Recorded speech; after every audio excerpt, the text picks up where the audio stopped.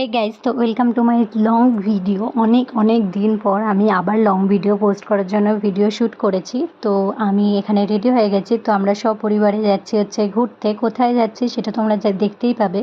তো আমরা উড়িষ্যাতে এসেছি। তো তোমরা সবাই জানো, যারা শর্ট ভিডিও দেখেছো, আমরা উড়িষ্যার সম্বলপুরে আছি, যেখানে আমার দাদা থাকে কাজের সূত্রে। তো ওদের সবার সাথে আমরা যাচ্ছি ঘুরতে, মানে সপরিবারে আমরা আজকে বেরিয়ে পড়েছি ঘোরার জন্য। তো এখানে আমরা একটা গাড়ি ভাড়া করেছিলাম। তো তো গাড়ি নিয়েই চলে এসেছেন উনি, ওনার নিজস্ব গাড়ি। উনি খুবই ভালো ছিলেন, ড্রাইভার আঙ্কেল যিনি ছিলেন।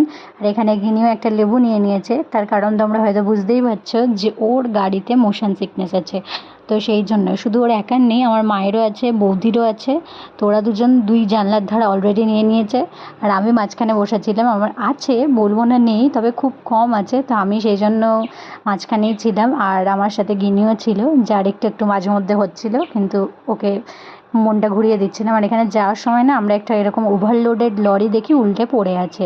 তো ওভারলোডেড লরি উল্টে পড়ে আছে, আমরা দেখে তখন প্রথমে ভাবলাম যে কী হয়েছে। তো আমাদের সাথে যিনি ছিলেন, আমি বললাম যে ড্রাইভার আঙ্কেল, উনি আগে লরির ড্রাইভার ছিলেন। তো উনি বললেন যে গাড়িটি কোনো অ্যাক্সিডেন্ট হয়নি, ওটা ওভারলোডের কারণে উল্টে পড়ে গেছে, কারোর কোনো চোট লাগেনি এটাতে। তো আমরা বেশিক্ষণ দাঁড়াইও নি ওখানে, আমরা দাঁড়াইনি ওখানে অ্যাকচুয়ালি, কারণ আমরা যেহেতু পরিবারের সাথে ছিলাম। তো আমরা কথা বলতে বলতে চলে এসেছি মন্দির। এই মন্দিরে নাকি দাঁড়াতেই হবে, কারণ এই মন্দির হচ্ছে, আমরা যে যাচ্ছি, আমরা কোথায় যাচ্ছি সেটা তো বলাই হয়নি। আমরা যাচ্ছি হচ্ছে দেওগড়।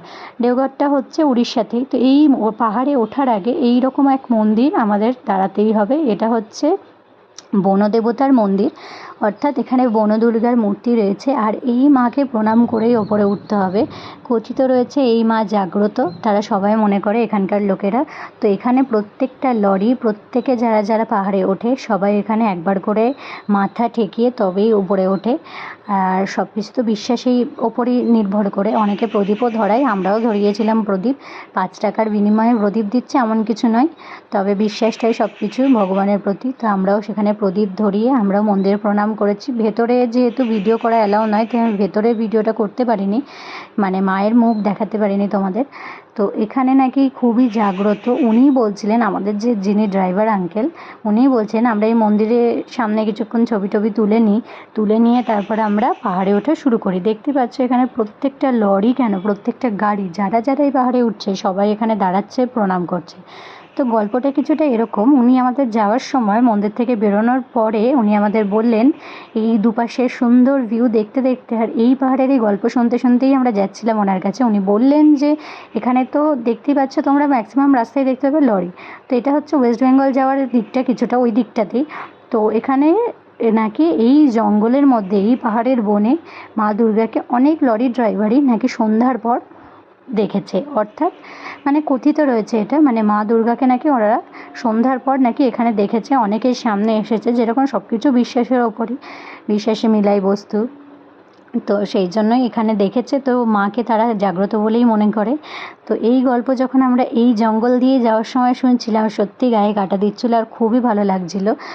আর এটা হচ্ছে একটা ওয়াইল্ড লাইফ স্যাংচুয়ারি। তো এখানে না আশেপাশে অনেক বোর্ডও ছিল যে এখানে এটা হচ্ছে এলিফ্যান্ট করিডোর, তারপর এখানে হচ্ছে হরিণ আছে, কিন্তু আমরা কিছু সেরকম দেখতে পাইনি। বাঁদর ছাড়া কিছুই দেখতে পাইনি। অনেক ছোটো ছোটো বাঁদর ছিল, যাদের মধ্যে একটা বিশেষত্ব ছিল, তাদেরকে লরি ড্রাইভাররা যখনই আসে খাবার দেয়, সেই জন্য তারা কিন্তু ঠিক রাস্তার ধারে হাতটা পেতে লরির দিকে উঁচুতে তাকিয়ে রয়েছে যে কখন তাদের খাবার দেবে। আর সত্যি রাস্তার ধারে দেখছিলাম অনেক মুড়ি টুড়ি পড়ে রয়েছে, তারা মানে যা পায় ওই বাঁদরগুলোকে দেয়। সেটা ওই বাঁদরগুলোর অভ্যেসে দাঁড়িয়ে গেছে। তো সেই জন্য ওরা ওরকমভাবে দাঁড়িয়ে থাকে ওখানে। তো গল্প করতে করতে আমরা চলে এসেছি আমাদের ডেস্টিনেশন দেওগড়। দেওগড়ের আমরা প্রধান পথ ওয়াটারফলে এসেছি। এটাই হচ্ছে দেওগড়ের প্রধান পথ ওয়াটারফল, যেটার এন্ট্রি হচ্ছে এইভাবে। প্রথমে ওখানে দেখলে হয়তো 2-3টে পুলিশ অফিসার দাঁড়িয়েছিল, পুলিশ অফিসার বলবো না, ফরেস্ট অফিসার বলবো, যাই হোক দাঁড়িয়েছিল। তো এই প্রধান পথ ওয়াটারফলের ভেতরটা এরকম। তো যেদিন যেহেতু সানডে ছিল, খুব একটা বেশি ভিড় হয়নি, তবে ওয়েদারটা খুব সুন্দর ছিল, একটু রোদ ছিল না, বেশ একদম বৃষ্টি বৃষ্টি ওয়েদার। তবে বৃষ্টি হলেই সব কিছু শেষ হয়ে যেত, বৃষ্টিটা হয়নি তাই আমরা বেঁচে গেছি। তবে ওয়াটারফল দেখতে গেলে বৃষ্টি হলেই হয়তো বেশি সুন্দর লাগে, যেটুকু আমরা জানি। আর চারিদিকটা এত গ্রিনারি, এত সুন্দর লাগছিলো সত্যি, মানে এখানে বসেও টাইম কেটে যাবে, কিন্তু আমাদের হাতে সময়টাও কম ছিল। তা আমরা বেশিক্ষণ বসতে পারিনি, আমরা ডাইরেক্ট ওপরের দিকে ওঠার উদ্দেশ্যে রওনা দিয়েছিলাম। ওই যে সামনে আমি হেঁটে যাচ্ছি, এই ভিডিওটা আমার দাদা শ্যুট করেছে, তাই আমাকে একটু দেখা যাচ্ছে, নয়তো তো আমাকে দেখাই যায় না। ওই পাহাড়েই হচ্ছে জলপ্রপাত নামছে, তো আমরা ওদিকে এগিয়ে যাচ্ছি। পাহাড় কেটে কেটে কি সুন্দরভাবে তৈরি করেছে, এত ভালো লাগছিল দেখতে চারপাশটা। আর আমরা সব পরিবারেই চলে এসেছিলাম এখানে। ওই যে ওখানে লেখাও আছে welcome to Pradhanpat waterfall the beauty of Deoghar. তো সেখানেই আমরা যাচ্ছি এগিয়ে। পাহাড় কেটে কেটে করা, তবে এত সুন্দরভাবে তৈরি করেছে। আর এর পাশেই আরেকটা ওয়াটারফল আছে, যেটা আমরা দেখতে যাইনি, কিন্তু ওটা দেখার খুব ইচ্ছে ছিল, কিন্তু সময়ের জন্য আমরা ওটা দেখতে যেতে পারিনি। ভেবেছিলাম যে আরেকটা ওয়াটারফল আছে, আমরা ভেবেছিলাম, তো সেই জন্য ওটা দেখার ফলে ওটা দেখতে যাবো এবার, এটা দেখতে যাওয়া হয়নি। যাই হোক, এই অবধি আমাদের যাওয়া শুরু হলো, মানে ওঠা শুরু হচ্ছে। এই যে পাশে যে কড়া রয়েছে, এই অবধি নাকি জল আসে, তো সেই জন্যই নাকি এরকমভাবে বাঁধানো। এই যে এখান থেকে ওয়াটারফলে, মানে বর্ষাকালে, বর্ষা যখন বেড়ে যায়, মানে আগস্ট, মানে এখন যেটা চলছে যে মাস, সেই সময়, এটা যেহেতু আমি জুলাইতে গেছিলাম তাই আমরা সেটা পাইনি, তখন অতটা বর্ষা শুরু হয়নি। তো আর এই যে এখানে আমি উঠে চলেছি ওপরে সিঁড়ি দিয়ে। পাহাড় কেটে কেটে সিঁড়িগুলো তৈরি হয়েছে। আর ওপরে ওঠার সময় দুটো মন্দির পেয়েছিলাম, একটা বজরংবলীর মন্দির ছিল, একটা মানে গণেশজি ছিল বা সামথিং কোনো ভগবান ছিল।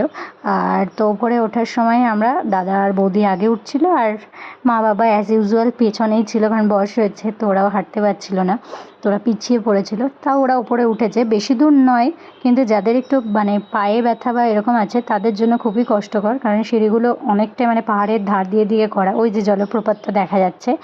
তা আমি এই প্রজাপতিটার পেছন পেছন করতে করতে আমিও ঠিক পৌঁছে গেছিলাম ওপরে জলপ্রপাতের কাছে। আর ঠিক উপরে ওঠার আগে এরকম একটা বসার জায়গা আছে, যেখানে বিশ্রাম নেওয়ার জন্য। এই যে চলে এসেছি সুন্দর ভিউয়ের কাছে আমরা। এই যে বর্ষা যেহেতু তখনও শুরু হয়নি সেইভাবে, সেই জন্য জলটা একটু কমই ছিল, কিন্তু মানে যখন অতিরিক্ত বৃষ্টি হয় বা যখন অনেক মানে আগস্ট সেপ্টেম্বরের দিকে নাকি পুরো এই জায়গাটার জল মানে উঠে যায়, সেটা বোঝাও যাচ্ছিলো পাহাড়ের গায়ে দাগ দেখে। তো আমরা ওই নিচেও নেমেছিলাম। আমরা ঠিক যে মুহূর্তে গিয়ে পৌঁছেছি ওখানে অনেক লোকজন ছিল বলে আমরা একটু অপেক্ষা করছিলাম। কিছু টুকটাক আমরা এখানে দাঁড়িয়ে দাঁড়িয়ে ছবি টবি তুলে নিচ্ছিলাম। এত ভালো লাগছিল, আর এত সুন্দর ওয়েদার, বর্ষার ওয়েদারে এরকম জলপ্রপাতের সামনে এত সুন্দর ঠান্ডা হাওয়া দিচ্ছে, এত ভালো লাগছিল। আর সাউন্ডটা তো আরও সুন্দর, কিন্তু এত নয়েজ ছিল বলে আমাকে সাউন্ডটা কেটে দিতে হয়েছে, কেটে দিয়ে এখানে আমাকে ভয়েস ওভার করতে হয়েছে। আর ওই যে ওখানে আমাদের পাকা বুড়িটা সবার ফটো তোলার জন্য ব্যস্ত, সে গিনি আমাদের ছবি তুলছে, আমার মা আর বাবার ছবি তুলে দিচ্ছে।